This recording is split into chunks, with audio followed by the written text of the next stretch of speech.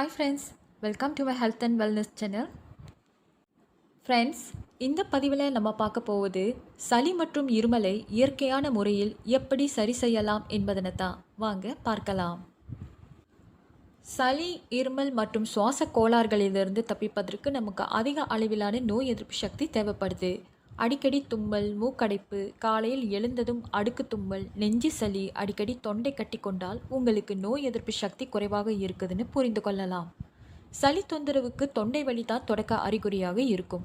அதிகாலை எழுந்ததும் வெதுவெதுப்பான உப்பு நீரில் வாய் கொப்பளிப்பது நல்லது. அது தொண்டையில் ஏற்படும் கரகரப்பு தன்மையை போக்கும், வலியையும் கட்டுப்படுத்தும், சளி பிரச்சனையிலிருந்து நம்மை காக்கும். சளி, இருமல் வந்துவிட்டால் தண்ணீரை சூடாக்கி தான் குடிக்க வேண்டும். வெந்நீருக்கு தொண்டையில் ஏற்படும் வீக்கத்தை குறைக்கும் தன்மை உண்டு. இது சளி, காய்ச்சலுக்கு காரணமான தொற்று நோய்களை நீக்கவும் உதவும். எனவே சளி வந்தால் வெந்நீரில் அருந்த வேண்டியது கட்டாயம். சளி, இருமலுக்கான ஆரம்ப அறிகுறி தென்பட்டுவிட்டால் சுடுநீரை குடிப்பதற்கு வழக்கப்படுத்திக் கொள்ள வேண்டும். கொதிக்கும் நீரில் சிறிதளவு சுக்குத்தூள், எலுமிச்சை சாறு, தேன் ஆகியவற்றை கலந்தும் பருகலாம். காலை வேளையில் சூடான நீரில் லவங்கப்பட்டை தூளாக்கி சேர்த்து அதனுடன் தேன் கலந்தும் பருகி வரலாம். அது தொண்டைக்கு இதமாக இருக்கும். சூடான பாலில் சிறிதளவு சுத்தமான மஞ்சள் சேர்த்து பருகுவது சளியை போக்கும். பால் மற்றும் மஞ்சளில் நம் உடலுக்கு நன்மை செய்யக்கூடிய பல பொருட்கள் உள்ளன. பொதுவாகவே சளி போன்ற பாதிப்புகள் இல்லாத நாட்களிலும் பாலில் மஞ்சள் கலந்து குடிப்பது ஆரோக்கியம் தரும். குழந்தைகள், பெரியவர்கள் என அனைவருக்கும் ஏற்றது மஞ்சள் பால். மஞ்சள் கலந்து பாலை குடிக்கும்போது உடல் வெப்பம் அதிகரிக்கும். இதன் காரணமாக நெஞ்சு சளி மற்றும் இருமல் பிரச்சனைக்கு தீர்வு கிடைக்கும். மிளகு, கடுக்காய், அதிமதுரம் ஆகியவற்றை சமமான விதத்தில் எடுத்து அதை வறுத்து பொடி செய்து கொள்ளவும். இதை தினமும் சிறு துளி எடுத்து தேனில் கலந்து சில நாட்களுக்கு சாப்பிடவும். இது கடுமையான இருமலையும் குறைக்கும். மூக்கடைப்பு ஏற்பட்டிருக்கும் போது மிளகை தீயில் சுட்டு அதன் புகையை சுவாசித்தால் அடுத்த நொடியே அடைப்பு விலகுவதோடு தடையின்றி சுவாசிக்க முடியும். சளி தொந்தரவுகளின் போது மிளகு ரசம் கை கொடுக்கும். மிளகு, சீரகம், பூண்டு, தக்காளி, புளி, கறிவேப்பிலை, கொத்தமல்லி கலந்த கலவையில் எல்லோருமே ரசம் வைப்போம். இந்த ரசத்தை சளி நேரத்தில் சூடாக அருந்தினால் சுவாசம் எளிதாவதோடு நெஞ்சு சளியையும் போக்கும். கற்பூரவள்ளி இலை. கற்பூரவள்ளி இலை குழந்தைகள் முதல் பெரியவர்கள் வரை அனைவருக்கும் மிகுந்த பலனளிக்கக்கூடியது. கற்பூரவள்ளி இலைகளை ஒருவர் தினமும் சாப்பிட்டு வந்தால் உடலில் நோய் எதிர்ப்பு மண்டலம் வலிமையடையும். இதனால் உடலை தாக்கும் நோய்களின் எண்ணிக்கை குறையும். கற்பூரவள்ளி இலையின் சாறை எடுத்து தேன் கலந்து அருந்தி வந்தால் சளி மற்றும் இருமல் தொல்லிலிருந்து விடுபடலாம். துளசி கட்டுப்படுத்தும் நோய்களின் எண்ணிக்கை 1000.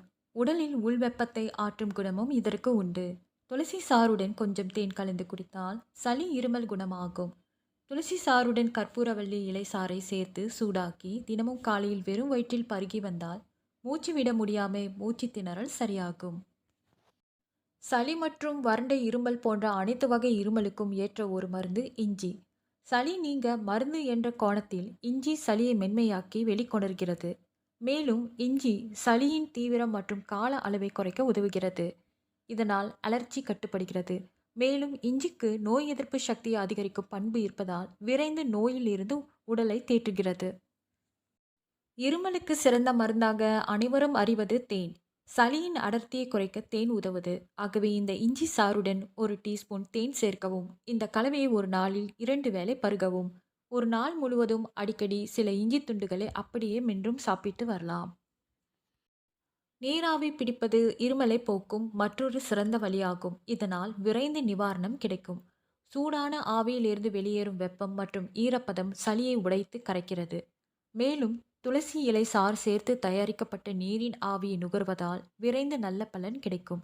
சளியையும் விரைவாக வெளியேற்றும்.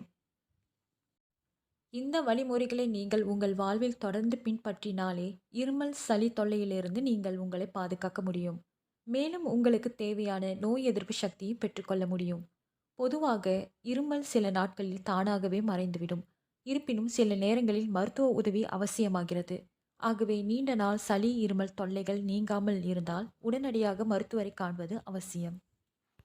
ஃப்ரெண்ட்ஸ், என்னுடைய இந்த சேனலை சப்ஸ்கிரைப் செய்த அனைத்து நண்பர்களுக்கும் எனது மனமார்ந்த நன்றியை தெரிவித்துக் கொள்கிறேன். மீண்டும் உங்களை அடுத்த ஆரோக்கிய தகவலுடன் சந்திக்கிறேன்.